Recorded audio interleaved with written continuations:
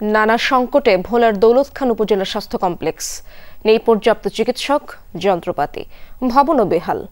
এতে সেবা দেয়া নিয়ে বিড়ম্বনায় চিকিৎসকরা, বিপাকে পড়েছেন রোগীরাও।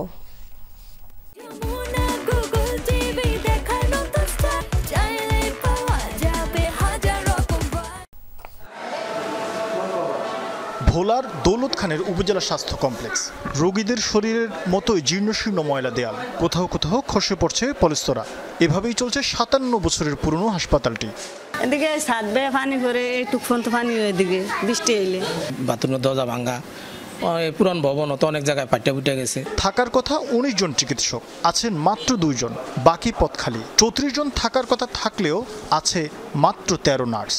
6 দিন ভর্তি করাইছি, তো 6 দিনের মধ্যে 2 দিন ডাক্তার আইছে আর 4 দিন পাই নাই। আমার চিকিৎসা হইতে আছে না, আর চিকিৎসা পাইতে আসি না।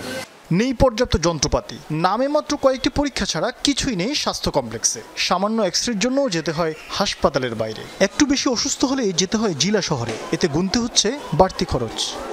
যেমন বলা যায় হয়তো একজন বড় ডাক্তার দেয়াম বা পরীক্ষা নিরীক্ষা করবো, হেন 4-5 দেওয়া যাইব গিয়া। টেস্টগুলো বাইরে তো করে, যদি হাসপাতালে লোক থাকতো, স্যার থাকতো, তাহলে তো বাইরে তো নিয়ে হতো না।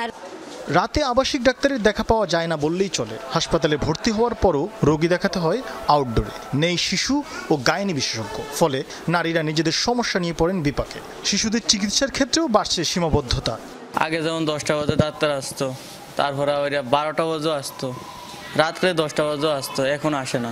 শিশু বিজ্ঞ ডাক্তার নেই, যারা আছে তা করে দেখাইতেছি। সিভিল সার্জন আশ্বস্ত করলেন সামনের মাসে দূর হবে কিছু সীমাবদ্ধতা। আমাদের এমটি ল্যাবের পদ শূন্য এবং এক্সরে যে টেকনোলজিস্ট আছে সেটার পদ শূন্য। 2 জন চিকিৎসক দিয়ে স্বাস্থ্য সেবা দেওয়াটা আমাদের একটু কষ্টের, তারপর আমরা চেষ্টা করে যাচ্ছি। দৌলত খান স্বাস্থ্য কমপ্লেক্সে ইনডোর ও আউটডোর মিলিয়ে প্রতিদিন চিকিৎসা নিতে আসেন 4 শতাধিক রোগী। শরীফ ফারুকি, যমুনা নিউজ।